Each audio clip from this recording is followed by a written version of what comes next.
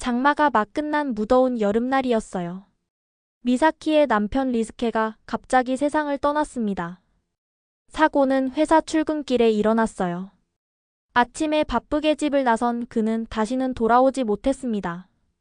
오늘 밤은 일찍 들어올게. 그것이 리스케가 남긴 마지막 말이었어요. 미사키는 응, 알았어라고만 대답했죠. 현관에서 신발을 신고 나가는 그의 뒷모습이 지금도 머릿속을 떠나지 않습니다. 장례식은 정신없이 끝났어요. 눈물을 흘릴 틈도 없이 모든 게 지나갔습니다. 집에는 시아버지 하야토 씨와 시어머니 사에코 씨, 그리고 미사키 3명이 남았어요. 하지만 며칠 후 사에코 씨도 몸이 안 좋아져서 입원했고 조용히 세상을 떠났습니다. 불과 일주일 만에 가족이 둘이나 사라진 거예요. 친정으로 돌아갈까 생각도 했어요. 미사키의 어머니와 동생도 돌아오라고 했거든요. 하지만 미사키는 시댁을 떠나지 않았습니다. 그 집에는 시부모님과 함께 만들었던 정원과 남편과 함께 추억을 쌓았던 마루가 있었어요. 저는 여기 남을게요. 미사키가 그렇게 말했을 때 시아버지 하야토는 아무 말 없이 고개만 끄덕였어요. 하야토 씨는 66세 전직 교사셨어요. 퇴직 후에는 가정원 예와 독서를 즐기며 살고 계셨죠. 말이 많지 않고 감정을 잘 드러내지 않는 분이지만 가족을 깊이 아끼는 마음은 확실했어요. 미사키와는 서로 조심스러운 관계였죠. 며느리와 시아버지, 너무 가깝지도 소원하지도 않은 그런 거리감으로 리스케 없는 일상이 시작되었어요. 아침은 각자 시간에 맞춰 일어나요. 미사키가 부엌에 서서 2사람분 된장국을 끓이면 하야토는 조용히 신문을 읽으며 아침을 드세요. 빨래는 미사키가 널고 하야토가 걷어들이고 장보기도 둘이서 필요한 것만 메모해서 나누어서 해요. 대화는 최소한이었지만 어색하지는 않았어요. 그런 조용함이 지금의 미사키에게는 딱 맞았거든요. 어느 날 소나기가 내렸어요.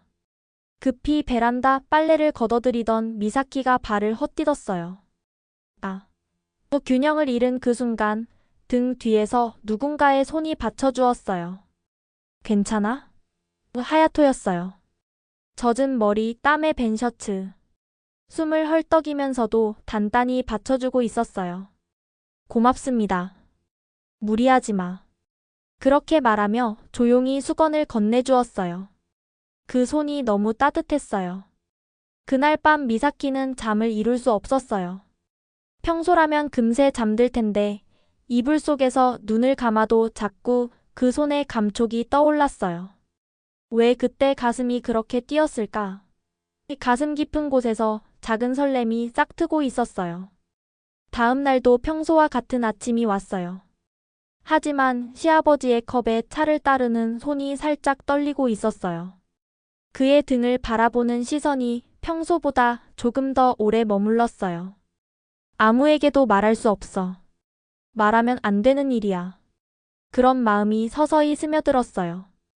나는 그저 며느리일 뿐이야. 이분은 내 아버지 같은 분이셔야 해. 하지만 문득 깨달아 버렸어요.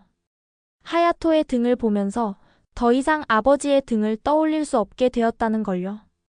그 조용함 속에 스며든 따뜻함이 제 마음을 조금씩 녹이고 있었어요. 남편 리스케가 세상을 떠난 지 반년이 지났어요. 계절은 가을로 접어들었고 아침 공기가 차갑게 느껴지기 시작했어요. 매미 소리 대신 귀뚜라미 소리가 조용히 울려 퍼지는 나날들. 일상은 변함없이 담담하게 흘러갔어요. 미사키와 시아버지 하야토는 여전히 같은 지붕 아래서 살고 있었어요. 서로 너무 조심스럽지도 너무 간섭하지도 않으면서 마치 숨 쉬는 것처럼 자연스럽게 생활을 나누고 있었죠. 아침에 미사키가 부엌에 서면 하야토는 이미 마당에 나와 있었어요. 작은 텃밭을 돌보는 것이 그의 일과였거든요. 잘 주무셨어요? 그래. 단 그것만으로도 충분했어요. 미사키는 된장국을 끓이면서 문득 깨달았어요. 요즘 하야토 취향에 맞춰 간을 조금 연하게 하고 있는 자신을. 예전이라면 그런 것까지 신경 쓰지 않았을 텐데 이제는 자연스럽게 이분의 몸을 생각하게 되었어요. 어느 날 마트에서 장을 보다가 생긴 일이에요. 무가 크고 싸네. 옆에서 장바구니를 들고 있던 하야토가 조용히 말했어요. 그럼 조림이라도 해볼까요? 미사키는 웃음이 나왔어요. 평소 거의 말이 없는 분이 이렇게 먼저 제안해 주시다니. 그럼 두부도 사죠. 좋군. 그 대답이 왜 그렇게 기뻤는지 몰라요. 조림은 생각보다 맛있게 됐어요. 둘이 나란히 밥상에 앉아 먹으면서 미사키가 말했어요. 어머니가 이런 거 자주 해주셨죠? 하야토는 젓가락을 멈추고 잠시 침묵하더니 조용히 중얼거렸어요. 그렇지. 그 사람 조림은 단맛이 강했어. 전 간장을 좀 진하게 했는데요. 그것도 맛있어. 그 한마디에 미사키의 가슴이 살짝 뜨거워졌어요. 밤에 빨래를 개면서 미사키는 자신의 변화를 느꼈어요. 예전 남편이 있을 때는 시아버지와의 대화는 꼭 필요한 말만 했었어요. 시어머니가 중간에서 대화를 도와주셨고 가정의 평화를 위한 대화였을 뿐이었죠. 하지만 지금은 달라요. 하야토의 표정이 조금씩 부드러워지고 있는 것 같아요. 목소리 톤도 조금 더 따뜻해졌고 그리고 자신도 그의 움직임이나 말에 예민해지고 있어요. 나는 지금 뭘 느끼고 있는 걸까? 자문해봐도 답이 나오지 않았어요. 하지만 한 가지 확실한 건 이런 생활이 싫지 않다는 거였어요. 다음 일요일 미사키는 드물게 할 일이 없었어요. 오전에 청소를 끝내고 오후에 잠시 마당에 나갔어요. 하야토는 마루에서 책을 읽고 있었어요. 같이 차라도 드실까요? 자신도 놀랄 만큼 자연스럽게 그 말이 나왔어요. 하야토는 고개를 들어 조용히 끄덕였어요. 그래, 좋아. 좋네요. 나란히 앉아 보리차를 마시면서 둘은 한동안 아무 말도 하지 않았어요. 바람이 조용히 불어와 침묵을 깼어요. 가을이네요. 그렇네. 아침 저녁으로 쌀쌀해졌네. 곧 난로 준비해야겠어요. 그것이 낫겠군. 그 별것 아닌 대화 속에 묘한 편안함이 있었어요. 마치 오래 함께 살아온 부부처럼. 미사키는 그런 자신의 생각에 깜짝 놀랐어요. 아니야. 나는 이분의 며느리야. 부정하려고 해도 마음이 따르지 않았어요. 왜냐하면 그 조용함 속에서 자신이 보호받고 있다는 느낌이 확실히 있었거든요. 그날 밤 이불에 들어가서도 미사키는 좀처럼 잠들지 못했어요. 만약 이분이 시아버지가 아니었다면 그런 가정을 생각하는 자신이 있었어요. 그게 잘못된 일일까요? 아니면 자연스러운 일일까요? 그 답을 아직 그녀는 알지 못했어요. 가을 끝자락 하늘이 무겁게 흐린 어느 날 저녁. 일기예보에서는 밤에 천둥번개를 동반한 폭우가 내린다고 했어요. 미사키는 그날 도서관 일이 일찍 끝나서 급히 집으로 돌아왔어요. 다녀왔습니다. 현관문을 열자마자 바람이 강해졌고 나무가지들이 흔들렸어요. 멀리서 천둥 소리가 들리기 시작했어요. 일찍 왔네. 마루에 앉아있던 하야토가 조용히 말했어요. 비가 올 것 같아요. 빨래도 걷어들이셨어요? 응, 다 걷어놨어. 밤 7시가 지날 무렵 갑자기 정전이 됐어요. 방이 깜깜해지면서 차가운 공기가 한순간에 퍼졌어요. 어머. 미사키의 놀란 목소리에 하야토가 손전등을 가지고 나타났어요. 괜찮아? 네. 하지만 이렇게 캄캄한 건 역시 무서워요. 손전등의 약한 불빛만이 두 사람의 얼굴을 희미하게 비추고 있었어요. 창밖에서는 바람소리와 함께 큰 천둥 소리가 울렸어요. 미사키가 움찔하는 걸 본 하야토는 아무 말 없이 자신의 담요를 그녀에게 덮어줬어요. 이거 덮고 있어. 추우니까. 고맙습니다. 난로 전원도 나가버려서 둘은 나란히 어두컴컴한 거실에 앉아 있었어요. 대화는 없었지만 묘한 긴장감과 어딘가 안심되는 느낌이 함께 있었어요. 옛날에 사에코가 천둥을 싫어해서 정전이 되면 꼭 내 팔을 붙잡고 놓지 않았지. 갑자기 하야토가 입을 열었어요. 어머니 정말 상냥하셨어요. 미사키와 비슷한 구석이 있었어. 세심한 부분을 잘 챙기는 것 같은. 그렇게 말하면서 하야토는 미사키의 옆얼굴을 보았어요. 손전등 불빛이 그 눈가에 부드러운 그림자를 드리우고 있었어요. 미사키는 뭔가를 참는 듯 입술을 깨물고 있었어요. 저 겁이 많아요. 리스케가 살아있을 때도 천둥치는 날엔 손을 잡아달라고 했거든요. 그 말에 하야토는 순간 손을 뻗었다가 멈췄어요. 하지만 미사키가 먼저 살짝 몸을 기댔어요. 심장 뛰는 소리가 들릴 정도로 가까이 느껴졌어요. 창밖에서 천둥이 더욱 격렬해진 순간 미사키가 부르르 떨었어요. 죄송해요. 역시 조금 무서워요. 그렇게 말하며 고개를 푸는 그녀에게 하야토는 조용히 자신의 팔을 내밀었어요. 잠시만 이렇게 하고 있을래? 네. 미사키는 그 품에 기댔어요. 그의 가슴이 따뜻했어요. 그 온기가 안심감과 죄책감과 눈물을 동시에 불러일으켰어요. 이런 건 안 되는 일인데. 하지만 지금만은 용서해주세요. 천둥 소리에 묻히면서 조용히 눈물이 뺨을 타고 흘렀어요. 얼마나 그렇게 있었는지 모르겠어요. 어느새 비는 조금씩 약해졌고 방은 여전히 어두웠지만 마음속은 이상하게 평온해졌어요. 미사키가 몸을 일으키자 하야토는 그녀에게 담요를 다시 덮어줬어요. 고마워요. 진정됐어요. 다행이야. 짧은 대화였지만 그 여운은 오래 남아 있었어요. 이불에 들어가면서 미사키는 되돌아보고 있었어요. 그 팔의 감촉, 그 등의 온기, 그 조용한 다정함. 그것은 예전에 남편에게서 받았던 애정과는 전혀 다른 것이었어요. 아버지 같으면서도 아버지가 아닌. 남편은 아니지만 마음이 움직이는 누군가. 나 이분을 한 남자로 보게 된 건 아닐까? 그렇게 생각한 순간 가슴이 조여왔어요. 하지만 동시에 마음 어딘가가 조금씩 따뜻해지고 있었어요. 폭풍우가 지나간 며칠 후 미사키의 마음속에는 말로 표현할 수 없는 설렘이 남아 있었어요. 하야토 팔의 온기, 서로 기댔던 그 조용한 시간. 가슴 깊은 곳에 뭔가 확실히 싹트기 시작했지만 그것을 착각이라고 생각하려 했어요. 그건 그냥 일시적인 감정이야. 무서웠을 뿐이야. 자신에게 그렇게 말하면서도 하야토와 얼굴을 마주치면 자꾸 눈을 돌리는 자신이 있었어요. 하야토 역시 마음이 흔들리고 있었어요.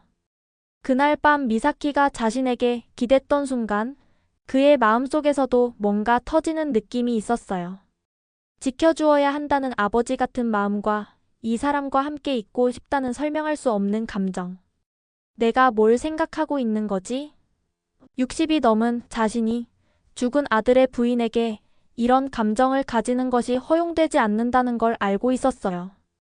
하지만 그럼에도 불구하고 마음은 조용히, 확실히 그녀 쪽으로 기울어가고 있었어요. 어느 날 미사키는 부엌에서 물을 끓이고 있었어요.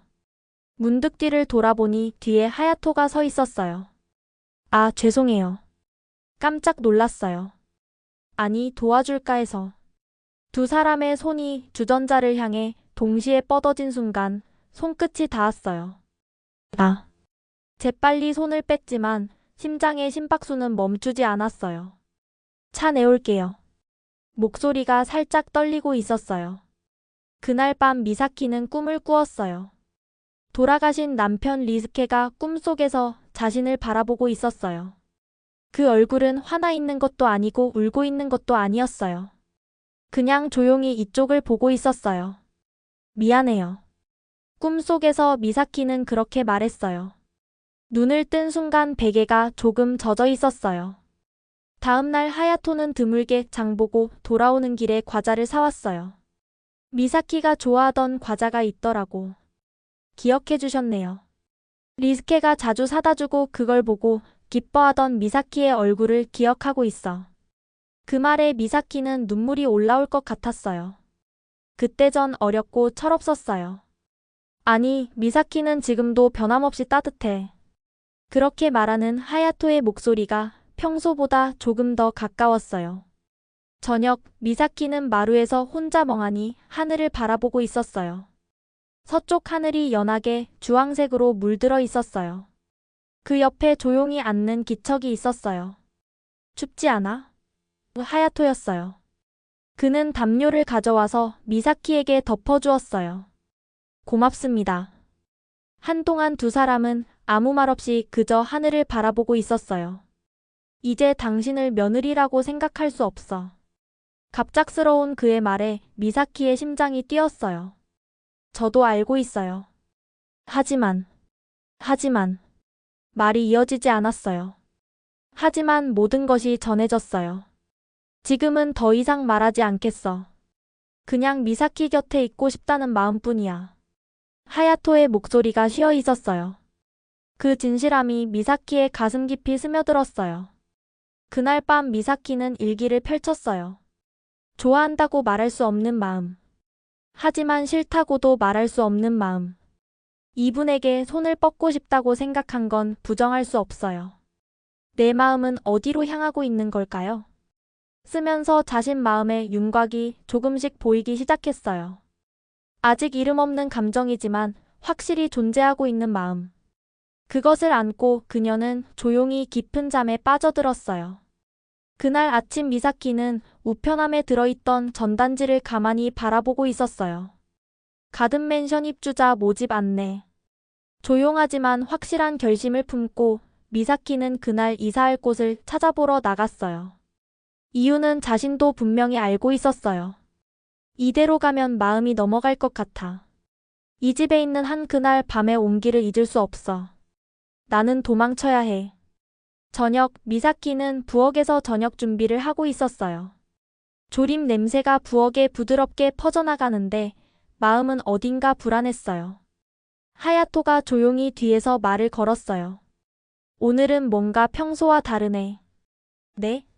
미사키의 움직임이 어딘가 어색해서. 미사키는 칼을 내려놓고 한참 침묵했어요. 그리고 작은 목소리로 말했어요. 아버님, 저 이사하려고 해요. 아버님에게 이상한 마음을 품기 전에. 그 말에 하야토는 조용히 고개를 저었어요. 그러지 마. 내가 미사키를 붙잡고 싶어 하고 있어. 네? 미사키가 떠나는 걸 원하지 않아. 그게 현재 나의 마음이야. 그 말은 너무나 솔직하고 너무나 따뜻했어요.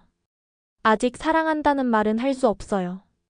하지만 당신이 있는 아침이, 당신이 있는 저녁이 나에게 얼마나 소중한지 깨달아 버렸어. 미사키의 눈에 눈물이 맺혔어요. 그러면 안 돼요. 아들의 부인에게 이런 마음을 가지는 게 잘못된 일이라는 건 알고 있어. 저도 알아요. 그래서 여기를 떠나려고요.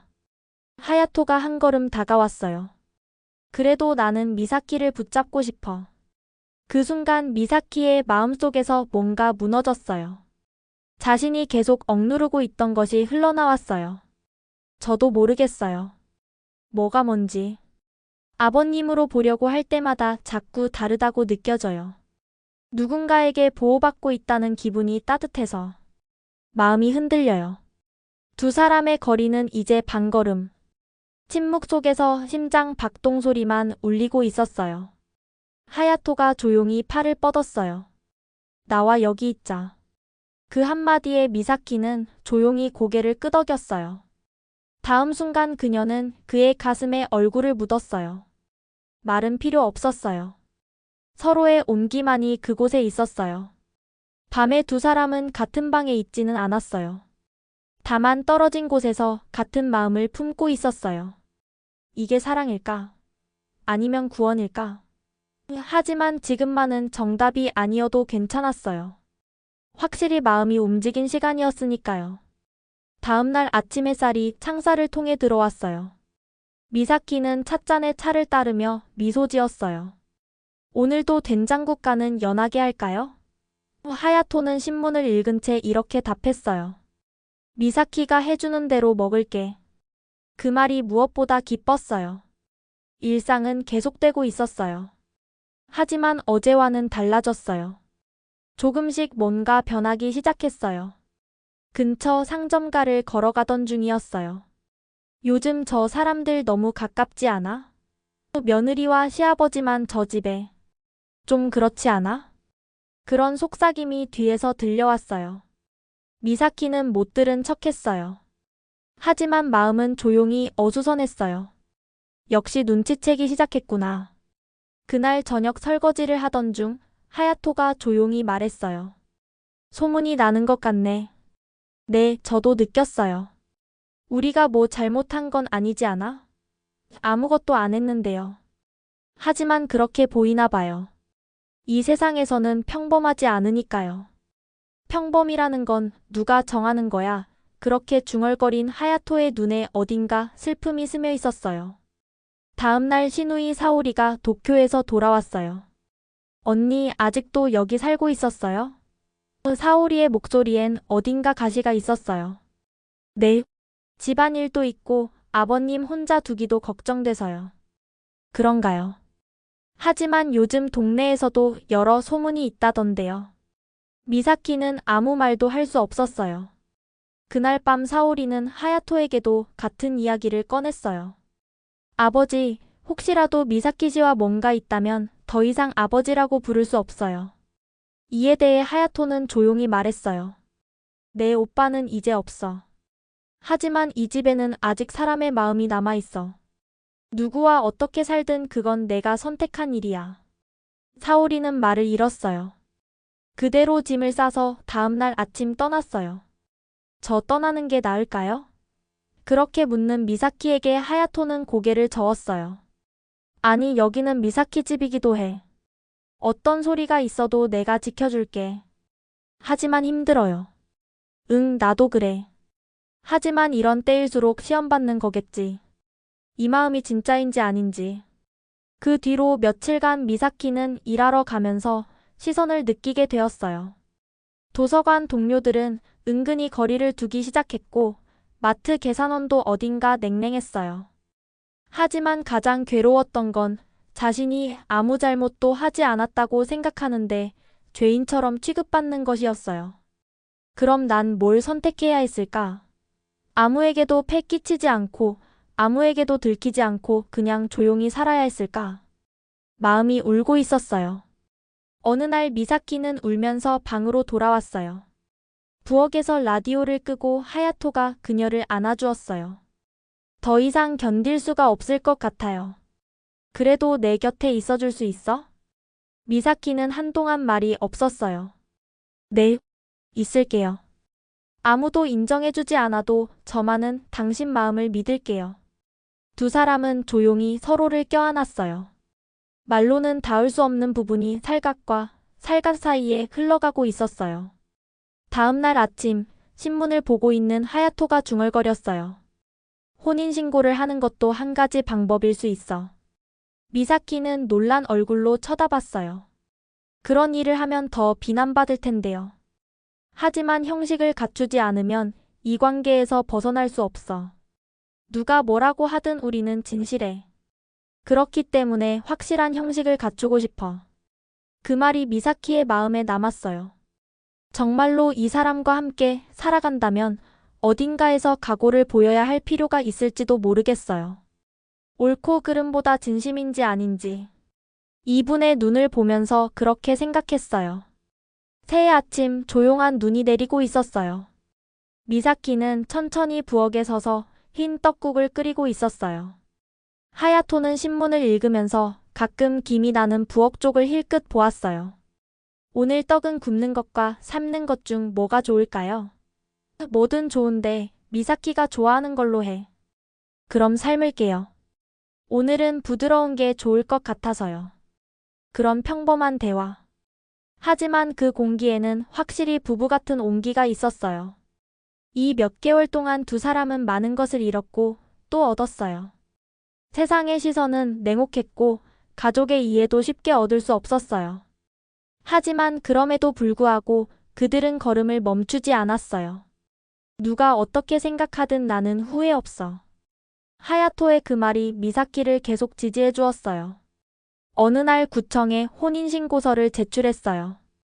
호적상 그들은 부부가 되었어요. 하지만 그것을 누구에게 알리거나 SNS에 올리지는 않았어요. 이건 오직 두 사람만을 위한 선택이었으니까요. 맹세할 상대는 타인이 아니라 자신의 마음이었어요. 봄이 되어 마당에 매화가 피기 시작했어요. 어느 날 미사키는 마루에 앉아 조용히 물었어요. 있잖아요. 그때 제가 이사 갔다면 어떻게 하셨을까요? 하야토는 웃으면서 말했어요. 아마 쫓아갔겠지. 전철로든 버스로든 꼭 데리러 갔을 거야. 미사키는 웃음이 터졌어요. 영화 같은 일을 하셨을 거예요?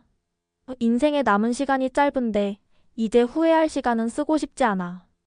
그 말에 가슴이 벅차올랐어요. 저녁에 둘이서 마트에 장을 보러 나갔어요. 오늘은 전골로 할까요? 좋네. 봄나물도 넣고. 손을 잡지는 않았어요. 하지만 걸음은 딱 맞았어요. 나란히 걷는 두 사람을 보고 지나가는 사람들이 잠시 시선을 멈췄어요. 하지만 신경 쓰지 않았어요. 누가 어떻게 생각하든 이 사람과 함께 살아가는 지금이 가장 소중하니까요. 마음속으로 그렇게 중얼거렸어요. 둘이서 밥상을 마주하고 김이 나는 전골을 둘러싸며 앉았어요. 행복이라는 게 이런 거지 하야토가 조용히 말했어요. 네. 하지만 그게 가장 사치스러운 것 같아요. 그렇지. 남들이 부러워하는 것보다 마음이 편안한 일상이 훨씬 좋아. 미사키는 고개를 끄덕이며 조용히 생각했어요. 나는 이 사람과 다시 만난 거야. 시아버지가 아니라 인생 후반에 만난 소중한 사람으로. 그날 밤 마루에 나란히 앉아 별하늘을 올려다봤어요. 차가운 바람 속에 희미한 봄 향기가 섞여 있었어요. 올해는 어디 여행이라도 가볼까요? 좋네. 둘이서 갈 수 있다면 어디든. 그럼 여행 가서 많은 사진을 남겨요. 이 사람과 이렇게 살았다는 증거를 제대로 남기고 싶어요. 그 말에 하야토는 눈을 가늘게 뜨며 고개를 끄덕였어요. 에필로그. 이 이야기가 마음에 남으셨나요? 사람은 언제 어디서 누구를 사랑하게 될지 선택할 수 없습니다. 사회의 상식이 아니라 자신의 진짜 목소리에 단 한 번만이라도 솔직해져 보는 건 어떨까요? 인생 후반에 찾아온 조용하고 따뜻한 인연의 이야기. 공감하셨다면 구독과 좋아요로 응원해주세요. 다음 이야기에서 또 만나요. 시청해주셔서 감사합니다.